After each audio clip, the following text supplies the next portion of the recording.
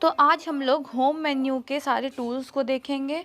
आप लोग देख रहे हैं बहुत सारा मेन्यू है MS वर्ड के विंडो में। Home menu, insert menu, page layout, references, mailings, review, view. तो आज हम लोग सबसे पहले होम मेन्यू के सारे टूल्स को देखेंगे। तो सारे टूल्स यूज़ करने के लिए सबसे पहले हम लोग पैराग्राफ लिखेंगे। तो मैंने आपको पिछले वीडियो में एक ट्रिक बताया था जिससे पैराग्राफ ऑटोमेटिक आ जाता है, =RAND, देन ब्रैकेट, उसके बाद इंटर। तो इससे आप देख रहे हैं बाय डिफ़ॉल्ट मेरा 3 पैराग्राफ आ गया है। तो इस तरह हमने पैराग्राफ तो लिख लिया। अब हम लोग टूल्स यूज़ करेंगे। तो सबसे पहले आपको कट कॉपी पेस्ट का दिख रहा है टूल। तो हम लोग सबसे पहले सेलेक्ट करेंगे सेंटेंस को, उसके बाद कट करेंगे। तो कट किया गया टेक्स्ट हट गया। अब उसको वापस लाने के लिए हम लोग अंडू करेंगे और उसका शॉर्टकट कंट्रोल और Z है, बटन हम लोग कीबोर्ड से प्रेस करेंगे। तो आप देख रहे हैं हमारा सेंटेंस वापस आ गया। हम लोग चाहें तो सेलेक्ट करके उस सेंटेंस को डिलीट भी कर सकते हैं, तो उससे भी हट जाएगा। पर कट जब हम लोग करते कट या कॉपी, तो हमको उसको वापस किसी और जगह पे उसी सेंटेंस को लाना है, तो हम लोग पेस्ट करके ला सकते हैं। तो उसका कट करने का एक शॉर्टकट की भी है, कंट्रोल और X। ये हम लोग को कीबोर्ड से प्रेस करना है एक साथ, तो उससे भी कट हो जाएगा। अब हम लोग सेलेक्ट करके कॉपी करेंगे। तो कॉपी करने से सेंटेंस हटता नहीं है, उसी जगह रहता है, पर हम लोग उसी सेंटेंस को वापस पेस्ट करके ला सकते हैं। तो आप देख रहे हैं सेकेंड और थर्ड पैराग्राफ हमारा सेम है, क्योंकि हमने सेकेंड वाला कॉपी करके थर्ड में पेस्ट कर दिया। दूसरा कॉपी करने का शॉर्टकट की है Ctrl+C, और पेस्ट करने का शॉर्टकट की है Ctrl+V। मैंने स्क्रीन पे भी दे दिया है, तो आप देख लीजिएगा ध्यान से। तो इस तरह हम लोग कोई भी सेंटेंस को कॉपी करके या कट करके वापस ला सकते, पेस्ट कर सकते किसी भी जगह। अब हम लोग कट कॉपी के नीचे वाले ऑप्शन फॉर्मेट पेंटर को देखते हैं। तो सबसे पहले हम लोग कुछ टेक्स्ट में एडिटिंग कर लेते हैं, यानी हमने बोल्ड, कलर वगैरह सब चेंज किया उसका। अब हम लोग उसको सेलेक्ट करेंगे और उसके बाद फॉर्मेट पेंटर पे यूज़ करेंगे, ताकि हम उस फॉर्मेटिंग को दूसरे टेक्स्ट में यूज़ कर सकें। तो आप देखिए सबसे पहले मैंने उसे सेलेक्ट किया है, जो भी फॉर्मेटिंग था। अब फॉर्मेट पेंटर पे क्लिक किया। अब इसके बाद हम लोग किसी दूसरे टेक्स्ट पे उस जाके क्लिक कर देंगे। तो आप देख रहे हैं जो फॉर्मेटिंग हमने पहले टेक्स्ट में किया था वो दूसरे में ऑटोमेटिक आ गया, हमें फिर से वो प्रोसेस नहीं करना पड़ा। तो इसी तरह हम लोग और भी टेक्स्ट में जहाँ जहाँ करना चाहते हैं हम लोग सेम फॉर्मेटिंग कर सकते हैं। तो यही यूज़ होता है फॉर्मेट पेंटर का, मैंने इसे पिछले वीडियो में भी बताया था। अब हम लोग वापस फिर से क्लियर फॉर्मेटिंग कर दे रहे हैं। तो हम लोग अंडू भी कर सकते हैं Ctrl+Z से, या फिर क्लियर फॉर्मेटिंग का ऑप्शन है तो आप वो भी यूज़ कर सकते हैं। अब इसके बाद मैंने सेलेक्ट किया एक पैराग्राफ। अब मैं थीम चेंज कर रही हूँ, तो कोई भी हम लोग थीम ले सकते हैं, यानी कोई भी टेक्स्ट या फॉन्ट ले सकते हैं, डिज़ाइन। अब हम लोग साइजेस देख लेते हैं, कैसे हम लोग छोटा बड़ा टेक्स्ट का साइज़ कर सकते हैं। तो यहाँ आपको दिख रहा है बाय डिफ़ॉल्ट 11 है साइज़, हम लोग उसको अपने अकॉर्डिंग बढ़ा घटा सकते हैं।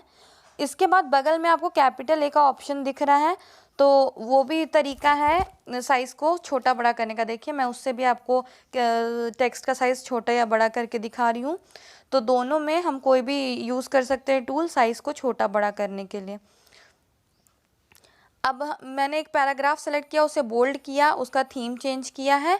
उसके बाद हम लोग इसका सारा जो फॉर्मेटिंग है वो हटाना चाहते हैं, तो आपको दिखा मैंने फॉर्मेट पेंटर से सारा फॉर्मेटिंग हटा दिया।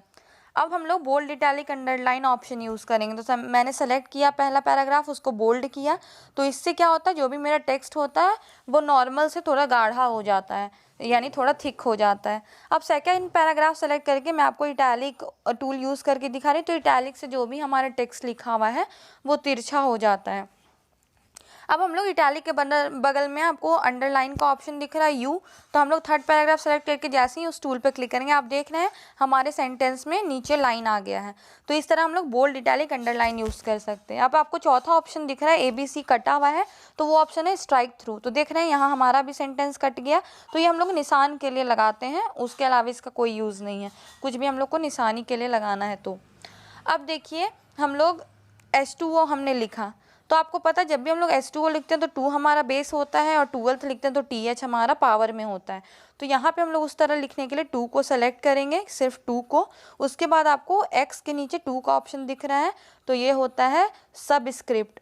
अब TH को हमको ऊपर करना है, तो हम लोग उसके बगल में आपको X के ऊपर स्क्वायर दिख रहा है, तो वो होता है सुपरस्क्रिप्ट। तो हम लोग सबस्क्रिप्ट टूल और सुपरस्क्रिप्ट टूल यूज़ करके इस तरह हम लोग 2 को बेस में और TH को पावर में लिख सकते हैं, या केवल टू और टीएच नहीं, आप कोई भी टेक्स्ट को इस तरह या नंबर को लिख सकते हैं आसानी से पावर में या बेस में। तो ये होता है सबस्क्रिप्ट और सुपरस्क्रिप्ट का उपयोग। चलिए अब हम लोग और देख लेते हैं आगे का टूल। तो मैंने पूरा पैराग्राफ सेलेक्ट किया है। अब इसके बाद हम लोग यहाँ पे देख रहे हैं आप, हम लोग चेंज केस, यहाँ ऑप्शन है जहाँ कैपिटल ए और स्मॉल ए एक साथ लिखा हुआ है। इससे क्या होता है, हमने जो भी लिखा है पैराग्राफ उसको आप टोटल कैपिटल में लिखना चाहते हैं, या आप हर वर्ड का पहला लेटर कैपिटल करना चाहते हैं, तो आप अपने अकॉर्डिंग यहाँ पे केस को चेंज कर सकते हैं। आपको दोबारा टाइप नहीं करना पड़ेगा। अगर आपने स्मॉल लिखा है तो आप कैपिटल वहाँ से कर सकते हैं। अब जो भी हमने लिखा उसके बैकग्राउंड का कलर चेंज करना है, टेक्स्ट के बैकग्राउंड का, तो आप देख रहे हैं उससे बैकग्राउंड चेंज हो रहा है। आपको टेक्स्ट का कलर चेंज करना है तो हम लोग इस ऑप्शन से टेक्स्ट का कलर चेंज कर सकते हैं। अब हम लोग को पॉइंट्स देना है, तो मैंने बुलेट का ऑप्शन पिछले वीडियो में बताया था। हम लोग कोई भी एक पॉइंट चूज़ करके और ले सकते हैं, इंटर करेंगे तो नया पॉइंट ऑटोमेटिक आ जाएगा। अब मान लीजिए आप अपने अकॉर्डिंग कोई पॉइंट लेना चाहते हैं, तो हम लोग बुलेट टूल पे जाके डिफाइन न्यू बुलेट पे क्लिक करेंगे। इस ऑप्शन पे क्लिक करने के बाद आपको दिख रहा है आप बुलेट में कोई सिंबल लेना चाहते हैं, या पिक्चर लेना चाहते हैं, या फॉन्ट लेना चाहते हैं, तो आप चूज़ कर सकते हैं। हम लोग सिंबल पे जाते हैं। आपको बहुत सारा सिंबल दिख रहा है, आप कोई भी अपने पॉइंट के लिए यूज़ कर सकते हैं। तो मान लीजिए हम लोग एक लिए पॉइंट, उसके बाद हम लोग ओके करेंगे। अगेन ओके करने के बाद अब आप देख रहे हैं जो भी हमने नया पॉइंट लिया वो हमारा पुराने के बदले उस जगह पर आ गया। और इसमें भी सेम प्रोसेस है, इंटर करेंगे तो हमारा नया पॉइंट आते जाएगा। अब इसके बाद नंबरिंग का ऑप्शन है बुलेट के बगल में। तो अगर आप चाहते हैं कि नहीं हम लोग बुलेट की जगह नंबरिंग लें या नंबर लें, तो हम लोग नंबर भी ले सकते हैं, अल्फ़ाबेट्स भी ले सकते हैं, या रोमन नंबर भी ले सकते हैं। तो आप पॉइंट के लिए कोई भी एक ऑप्शन यूज़ कर सकते हैं। अब आपको दिख रहा है यहाँ पे अलग अलग तरह का पॉइंट है, तो आप अपने अकॉर्डिंग सेलेक्ट कर लेंगे कोई भी। तो आई होप आपको ये वाला क्लियर हुआ होगा। अब देखिए मैंने कोई भी पॉइंट नहीं लिया, अब मैंने हटा दिया है। अब जो अगला ऑप्शन है उससे हम लोग लेफ़्ट और राइट में जितना भी मार्जिन छोड़ना है हम लोग अपने अकॉर्डिंग छोड़ सकते हैं। अब हम लोग ये पैराग्राफ हटाकर कुछ नंबर्स लिखेंगे। तो ये मैं किसी भी ऑर्डर में नंबर लिख रही हूँ, कोई सीक्वेंस नहीं है। इसके बाद हम लोग इसको सेलेक्ट करेंगे और बगल में आप ऑप्शन ऑलरेडी हाईलाइटेड है, वो है शॉर्ट का ऑप्शन जहाँ A to Z और एरो का साइन दिया हुआ है। तो ये ऑप्शन से क्या होता है, हम लोग जो भी हमने संख्या लिखा उसे असेंडिंग और डिसेंडिंग ऑर्डर में चेंज कर सकते हैं। मैंने असेंडिंग में किया तो ये 1 2 3 असेंडिंग ऑर्डर में आ गया, यानी बढ़ते क्रम में। अगर हम लोग डिसेंडिंग में करेंगे तो ये घटते क्रम में आ जाएगा, यानी सबसे बड़ा फिर छोटा। तो ये हुआ हमारा शॉर्ट ऑप्शन का यूज़, यानी शॉर्ट टूल का यूज़। अब मैंने फिर से पैराग्राफ ले लिया और उसका इंडेंट चेंज करेंगे। तो जब हम लोग लेफ़्ट करेंगे तो हमारा लेफ़्ट से स्टार्ट होगा टेक्स्ट जो लिखा हुआ है पैराग्राफ। सेंटर करेंगे तो आप देख रहे हैं सेंटर में आ गया है। राइट करेंगे तो राइट में लाइन बराबर हो गया है। और जब हम लोग जस्टिफाई करेंगे यानी 4th नंबर, तो मेरा लेफ़्ट और राइट दोनों का लाइन इक्वल रहेगा और सेंटेंस बीच में आ जाए। तो ये 4 जो अलाइनमेंट ऑप्शन है, इससे हम लोग अपने पैराग्राफ में चेंजेस कर सकते हैं, left right, justify and centre. तो ये हमारा होता है पैराग्राफ का अलाइनमेंट चेंज करने का ऑप्शन या टूल्स। अब हम लोग अगला टूल्स देखते हैं। तो अगला टूल्स यूज़ करने के लिए सबसे पहले जो हम लोग का पैराग्राफ है उसको हम लोग सेलेक्ट कर लेंगे।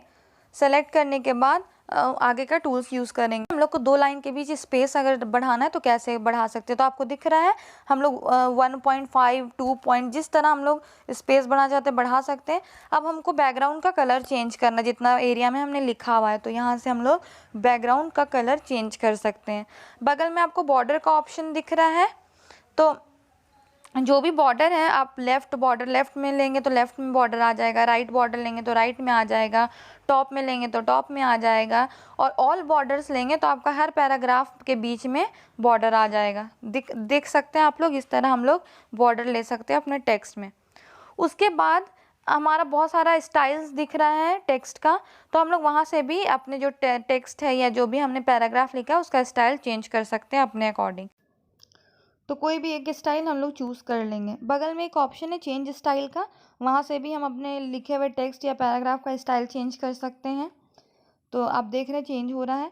सेकंड ऑप्शन है कलर्स का, तो ये अभी अप्लाई नहीं हो रहा है क्योंकि जब तक हम लोग टेक्स्ट में कोई बाय डिफ़ॉल्ट कलर नहीं लेंगे तब तक ये नहीं होगा। तो पहले हम लोग कोई कलर सेलेक्ट कर लेते हैं। अब इसके बाद कलर ऑप्शन में जाएंगे तो आप देख रहे हैं कि हमारा कलर चेंज हो रहा है। अब थर्ड ऑप्शन है फ़ॉन्ट का, तो इसमें भी हम लोग फ़ॉन्ट देख रहे हैं, फ़ॉन्ट चेंज हो रहा है, तो हम लोग यहाँ से भी अपना पैराग्राफ का फ़ॉन्ट चेंज कर सकते हैं। तो कोई भी एक ले लेंगे। देन ऑप्शन आता है फाइंड, रिप्लेस एंड सेलेक्ट का। तो फाइंड ऑप्शन से क्या होता है, पैराग्राफ में हम कुछ भी एक वर्ड ढूंढना चाहते हैं तो हम लोग फाइंड से ढूंढ सकते हैं। मान लीजिए हम दा ढूंढना चाहते हैं, तो दा मैंने लिख दिया, फाइंड नेक्स्ट पे जाएंगे, तो जब जब फाइंड नेक्स्ट पे क्लिक करेंगे, जहाँ जहाँ दा है वो एरिया सेलेक्ट होते जाएगा। देख रहे हैं आप स्क्रीन पे। रिप्लेस से क्या होगा, आप दा की जगह कुछ और लिखना चाहते हैं, तो मैं कोई नाम लिख दे रही हूँ, उसके बाद हम लोग रिप्लेस ऑल कर देंगे, तो जहाँ जहाँ दा था वहाँ दा की जगह पे ये नया वर्ड आ जाएगा। तो आपने देखा सब जगह दा की जगह नया वर्ड आ गया। अब हम लोग आगे का टूल्स देखेंगे, तो उसके लिए हम लोग पैराग्राफ को सेलेक्ट करके कॉपी कर लेंगे और देन पेस्ट कर देंगे 2-3 बार, जिससे हमारा बहुत सारा पैराग्राफ आ जाएगा। अब हम लोग को मान लीजिए पैराग्राफ के किसी लाइन में जाना है, या मान लीजिए मुझे 150 लाइन में जाना है, यानी 150 नंबर वाले लाइन पे जाना है, तो हम लोग फाइंड पे जाके गो टू पे जाएंगे। गो टू पे जाने के बाद हम लोग 150 लिखेंगे और देन गो टू पे क्लिक करेंगे, तो हम लोग 150वें लाइन में आ जाएंगे पेज के। ये ऑप्शन है वहाँ आपको दिख रहा होगा, हम लोग ने टोटल 17 पेज लिया, पेज 1 ऑफ 70, यानी हम लोग ने टोटल 17 पेज लिया है और हम लोग पहले पेज में हैं। तो हम लोग किसी दूसरे पेज में यानी 10 नंबर के पेज में जाना चाहते हैं, तो हम लोग गो टू से वो भी कर सकते हैं। गो टू ऑप्शन में जाने के बाद हम लोग पेज वाला ऑप्शन सेलेक्ट करेंगे, देन हम लोग पेज नंबर लिखेंगे। तो मैंने यहाँ पे पेज नंबर लिखा 10 और गो टू किया, तो हम लोग 10वें पेज में आ गए। यहाँ नीचे लिखा रहा है 10 ऑफ 17, यानी हम लोग 17 पेज है टोटल और हम लोग 10वें पेज में। तो इस तरह हम लोग फाइंड, रिप्लेस और गो टू ऑप्शंस यूज़ कर सकते हैं। तो फाइंड और रिप्लेस के नीचे एक सेलेक्ट ऑप्शन भी है, पर उसका अभी यूज़ नहीं है, बाद में यूज़ होगा, तो वो मैं आपको बताऊंगी अगले वीडियो में। तो आज हमने होम मेन्यू का सारा टूल्स यूज़ किया है, अगले वीडियो में हम लोग इंसर्ट मेन्यू का सारा टूल्स का यूज़ देखेंगे। तो कोई भी डाउट हो तो पूछ लीजिएगा, और जो इम्पोर्टेंट लगे अपने नोट्स को